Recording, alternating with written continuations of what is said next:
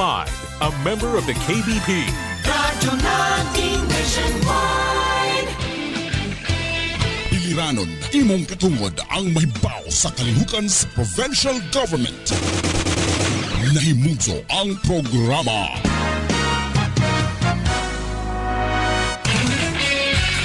Sibya sa probinsya. Aron mahibaw ka sa mga programa o kayuhan nga imong maangkon. Sibya sa probinsya. Inyong makauban si Aldrin Che. Sibya sa probinsya. Matag adlawng Miyerkules sa alas 11 sa buntag hangtod sa alas 12 sa uto sa radyo natin FM.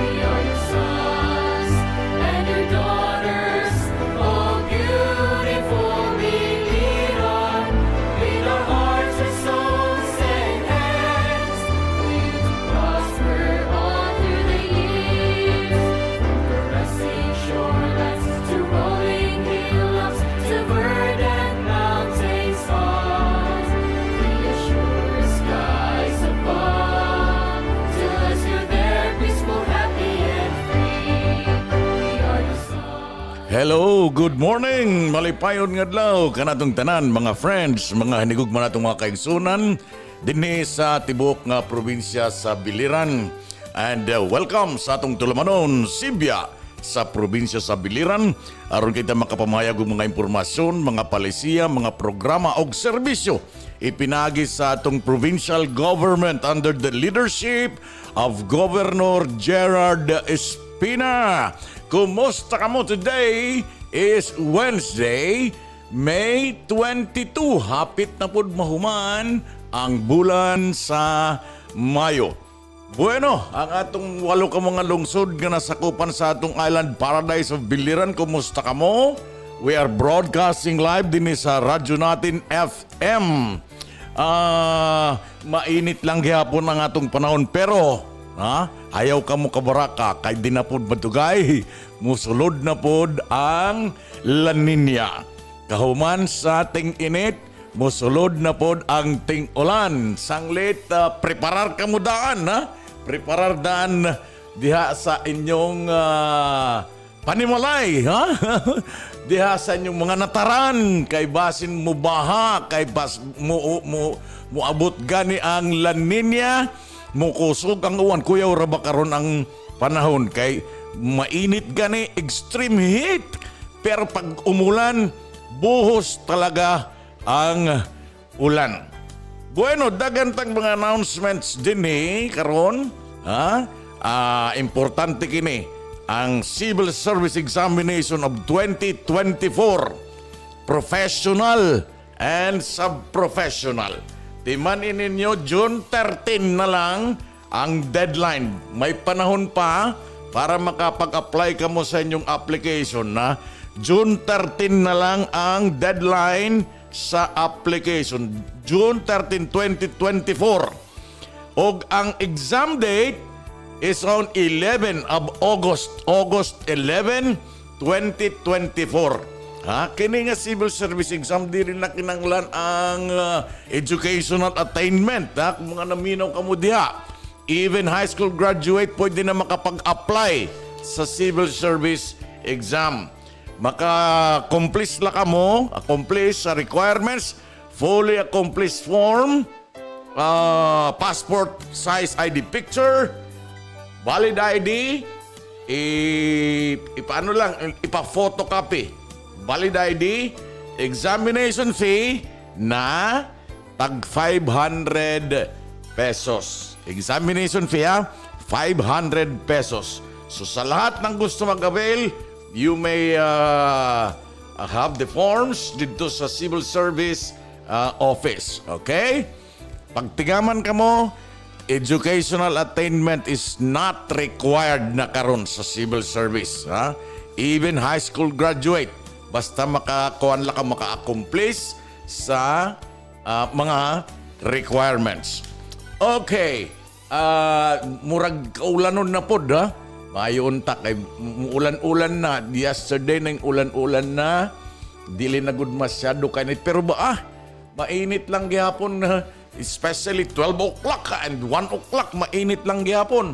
Mayon ta ko mo uwan-uwan. Okay. Sa panay nga itong announcement. The BIPSU RAATI facilitate the annual ROTC, Annual Administrative and Tactical Inspection.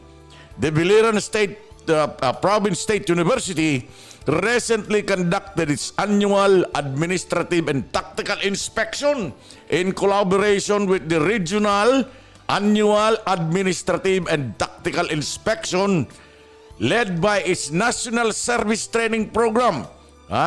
National Service Training Program or NSTP. The inspection focused on assessing the tactical proficiency on Reserve Officers Training Corps. Reserve Officers Training Corps students. This will evaluate conducted in accordance with the Armed Forces of the Philippines with a 2040 world-class multi-mission ready. Cross-domain capable aimed at to enhance students' capabilities and enhancement. This is very practical, this is very useful kay ROTC kini. And Reserve Army Training na ay Armed Forces of the Philippines dito. Nagkamayada sila annual administrative tactical inspection. Labi na karon kay masamok dito sa West Philippine Sea. Pero nagtagumpay ang atong mission dito sa West Philippine Sea, going there to ngadto dito ang mission dito kay para maghatag og ginabang sa mga Filipino fishermen. Pero ang mga fishermen dili na lang sila in taon magpaduol dito sa aning Ayungin Shoal kay itataboy daw sila. Ngani recently nag-ingon pa lang dito sa ang bagong balita na huhuliin ang mga nagbabiolate daw sa ilang mga waters. Sa ilang waters. Sa totoo naman, hindi naman ila. Kaya ang karon ng issue, may daw secret deal. Secret deal. Ang butong sa nga secret deal between ang unang administrasyon and the present administration of China. Ambot kung unsa na kay some officials of the ang mga nakalabay ng administrasyon ni President Rodrigo Duterte, they said that meron talaga secret deal. But some officers of the previous administration said na walang secret deal. Ano ba yun nga secret deal? Imbaligyan na siguro ang Pilipinas. Imbaligyan na siguro ang West Philippine Sea ngadto sa mga kainchikan. Okay. So, kinanglan god nga ma-activate karon ang atong ROTC kay banging kita kaning lusubon sa mga kainchikan. Ready ang atong mga ROTC. They are the mga reserve officers kini sila. Ha? Okay. Husay ng ROTC, husay ng kabataan. May games tayo naka-schedule sa ROTC. Ang Visayan leg, that will be Visayas leg dito sa Bacolod City kini nga lugar. May 26, that is Sunday. May 26 to June 1. Kay ang Philippine ROTC may nila mga palaro para pag-enhance sa itong mga students sa ROTC.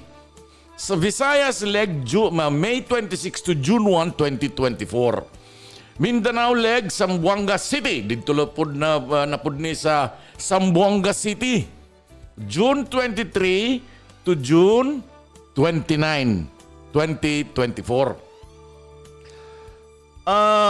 Dito sa Mindanao. Kauman sa Mindanao, ang Luzon leg. Dito sa Indang, Cavite. Luzon. This July 28 to August 3, 2024. National Championship dito sa Indang, Cavite will be scheduled on August 18 to 24, 2024. So, I do hope na makaapil ang atong mga estudyante diha sa BIPSO ni aning mga husay ng ROTC, husay ng kabataan. This is more on discipline. Kinanglan gud karon ang disiplina. Ang atong tagna, 14 minutos ang nakalabay sa alas 12. Nagpaminaw lang gyapon kamo sa atong tulumanon Sibya sa probinsya sa Biliran. Padayon ng paghatag og rasyon sa tubig sa mga sakop sa mga lugar niini. Kay karon, we are still crisis of water. Gani, may eda kita declaring the municipality of Naval under the state of calamity. Under the state of calamity due to scarcity of potable water supply. So, moabot gad gihapon ang panahon nga nindot na ang distribution sa atong tubig. Pero karon mura na magkuan off and on ang tubig, nagreklamo ng mga taga-barangay. So sanglit girarasyonan lang sa tubig ang mga sakop na lugar niini. Dito sa BPH, Hemodialysis Center, Naval General Hospital, Basak Katipulo, diha duol kanda sa Bornido Clustering, Felix Clustering, near Felix Clustering, diha sa Libahan Atipulo, PhilHealth, TESDA. Pag imit-imit kita in town sa paggamit sa tubig, ayaw kita pagwaldas. Pero according to the sources of kaning mga official source, nindot imurasak ang atong tubig. Way problema ang tubig din sa atong probinsya. Ang problema lang ang piping. So, naglikom na nga niya itong pundo ang local government unit of Naval o gihatag na sa water district. I do not know what happens to the 5 million. 5 million daw itong ginhatag. Pero kukulangon paghihapon ng 5 billion, piping yan piping. Ang mga pipes karon ng gagastusan almost minaw ko 15 or more. Mga ingunan na 10 to 15 million. So mauna nga nagpo-problema kay tayong taon. Mas mayo din may mga lugar din nga din sa atong probinsya nga way bayad ang tubig. Kay gikan sa source dito sila sa source nagkukuha og tubig medyo tamis pagjud. Kaya ni bayad din sa biliran ng pinaka sweetest water, ani kuno din sa biliran diya sa Kaibiran. So ang din sa Naval din sa ato sa Naval como sentro o capital town, liso din taon ang problema in taon ang tubig. Diya sa Karay-Karay, NSF, Naval School of Fisheries, near Karay-Karay Central School, near sa Barangay Hall, naadya ang mga tubig. Naadya. Kay mismo ang water district nag-supply, ang fire nag-supply, ang LGU din sa Naval nag-supply sa atong water, sa tubig. Highway Karay-Karay, diha sa may AR Hotel, kung nakapaminaw ka mo, ha? Highway Karay-Karay, near Iglesia ni Cristo. O diha sa Espina Residence, diha sa Karay-Karay. Anha din ha, pinupundon, makaka-observe ka mo, kay dagko kini nga mga tanks of water. For the meantime lang kini siya nga gififix pa ang atong mga piping, unsa pa man din na, and then, plus the labor pa, and everything.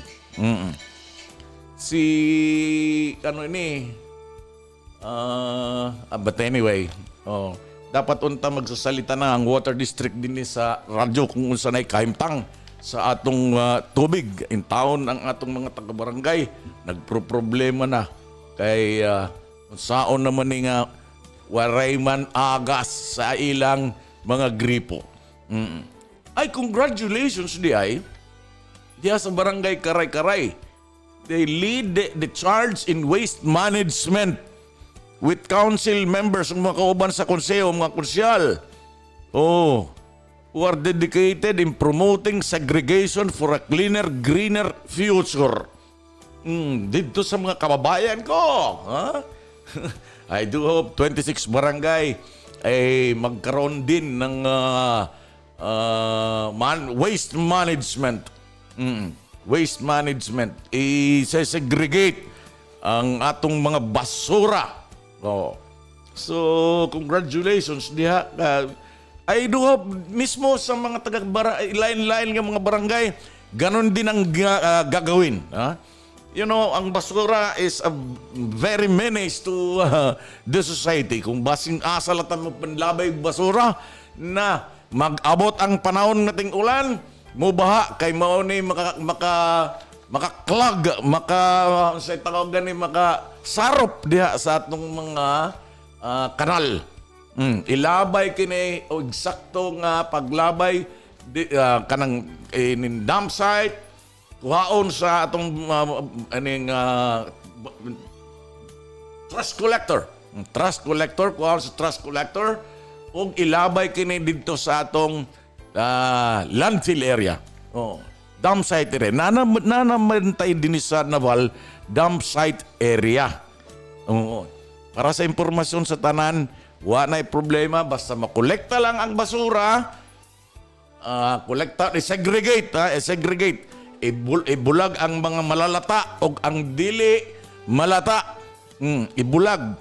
Kay mas recycle pa kini. Ang dili malata, marirecycle pa ni. And it turns out to be a money. Mahimo pa ni kini nga kwarta. Okay, may pera sa basura.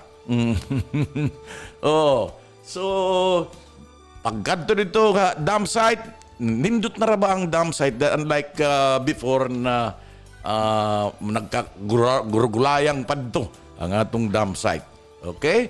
Ang mga kwan nato, mga basura diya sa mga barangay, ang mga barangay council, ang mga konsyal, panguna kita nga limpyuhan nato ang atong barangay. Para sa barangay Karay-Karay, they lead the charge in waste management with council members. Kinanglan papreo, kada barangay. We have 26 barangays here in Naval. Madali lang paglimpyo sa atong mga nataran sa atong barangay.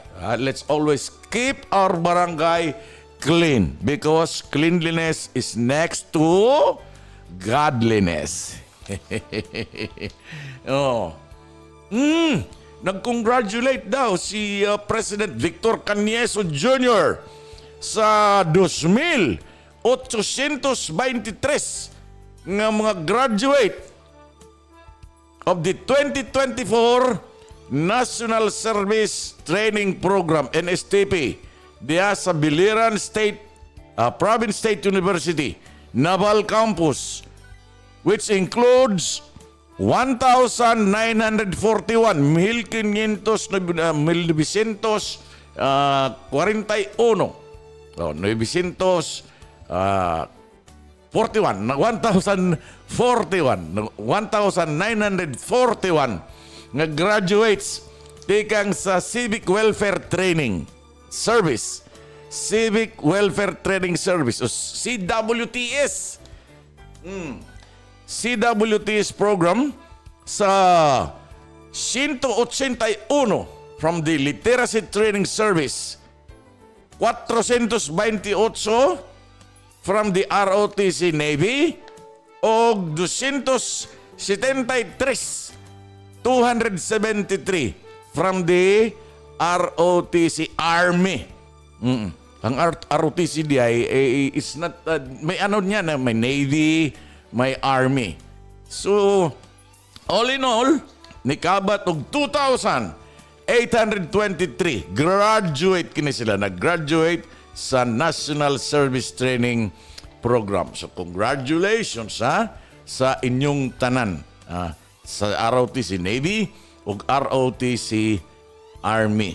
Yung mga reserve na kamo, pag naging reserve officers na kamo sa panahon nga magkagubot, may mananakop din sa atong nasod, you are there, you are ready to serve and protect the country.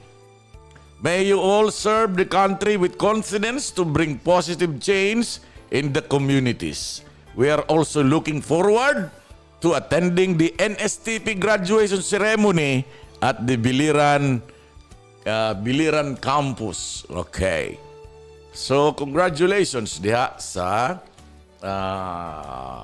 BIPSO. Ang BIPSO. Alright, ang atong takna, 25 minutos ang nakalabay sa alas 11. Ay, adi, ongoing daw. Pagtagatubig, ongoing ang broken transmission line, naguba nga transmission line, PVC pipe 4 at Barangay Larasabal due to backhoe excavation. Excuse me. Leakage of distribution line at grandstand diya sa Barangay Larasabal. So mauna ni siya day. Ang naguba nga broken transmission line, repair na kini. Ang PVC pipe diya sa Barangay Larasabal. So that is it. Excuse me, sandali.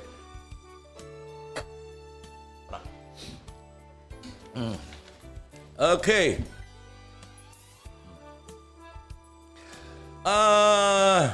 Nag-launch diay ang payout sa first batch of 1,320 AKAP beneficiaries from the municipality sa Balmiria,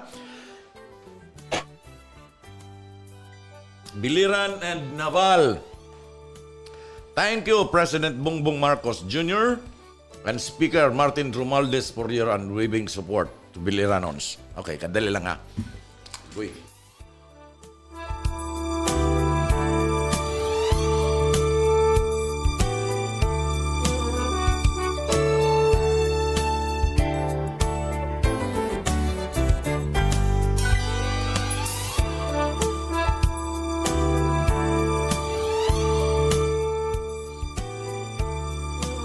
Okay, we are back As what I'm saying, nag-launch pa lang ang payout sa first batch of the 1,320 AKAP beneficiaries from the municipalities of Almeria, Biliran, and Naval. Gay pang apod-apod kini na ipinagini sa atong mahal na Presidente Bongbong Marcos ug Speaker Martin Romualdez dinhi sa Biliran, ding abot na, nakahatag na ngadto sa 1,320 nga benepisyaryo sa mga munisipyo. Okay. Sa Almeria, Biliran, o ang Naval. Thank you daw, thank you. Okay, ito pa.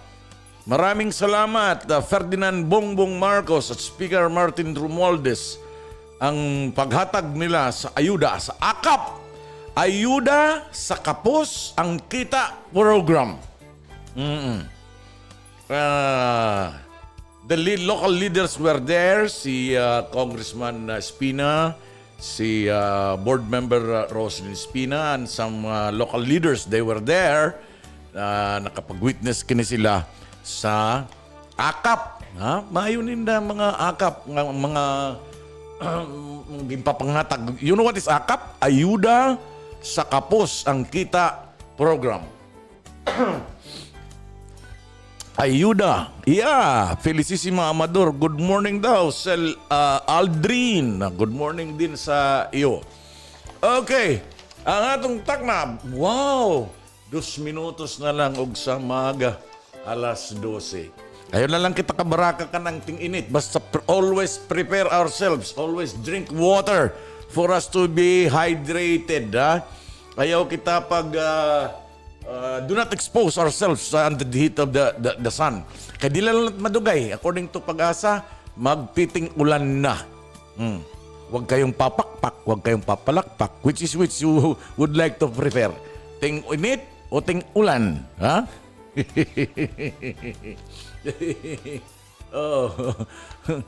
Pag ting ulan, we need raincoat, we need kalo, whatever it is na makakapag-protect sa atong panglawas. Kay magting-ulan na gani. Kuyaw, ang baha, sanglit karon nating init pa, kanang panglimpyo na kita daan diya sa atong mga nataran, ayaw kita pagpasagad og paglabay og basura. Maski asa lang, kay mahimo ka na nga problema. So, di naman tingdugay, ayaw lang kita kabalaka, kay magtiting ulan na. Siguro pagkahuman sa Mayo. Today is 22. Pagkahuman sa Mayo, pagsulod sa bulan sa Hunyo, siguro magtiting ulan na. Gani karon medyo dili naman masyadong mainit, pero in Tacloban, in Ormoc, somewhere else in Luzon, mainit pa talaga. Delikado paghihapon ang heat stroke. So, always prepare. Let's always prepare. Ayaw kita pag-abuso sa atong lawas. Kung gani, naabdan kaning tarahiti. O kaning ting-init. Grabe ang ting-init. Pero not much na lot karon. Maganda na good masyado karon nga ting-init. Okay. Bueno, thank you very much. Dili lang sa nato temporaryo. Joel Dalompenes is also watching. Hi bro, are you going to Ormoc? Joel Dalompenes is also watching. My brother in the BCBP. Alright, 30 minutos naman ang nakalabay sa alas 11. Kay kutubla kita alas 11:30. Thank you very much, Sa susunod na po kita nga Miyerkules, sayang 30 minutos lang ang atong pag-uro istorya. Bueno, maayo na lang po kay natay 30 minutos nga pagpro-kabildok. Sa mga Facebook watchers nato, thank you very much for watching me. And mabuhay kayong lahat. Mabuhay kayong lahat. So, sunod na po kita. Maghahatagin mga impormasyon kaninyo. Sa ngalan sa atong Provincial Information Office, kang Attorney Ed Igano, o sa ngalan ni Governor Gerard Espina, kini si Aldrin J. Nagpapasalamat sa inyong paminaw. Mayong udto, God bless and mabuhay. I love you. Bye-bye.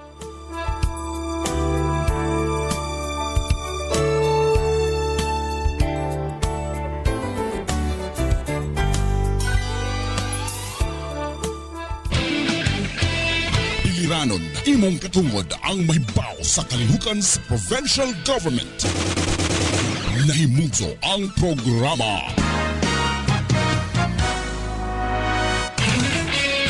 CBS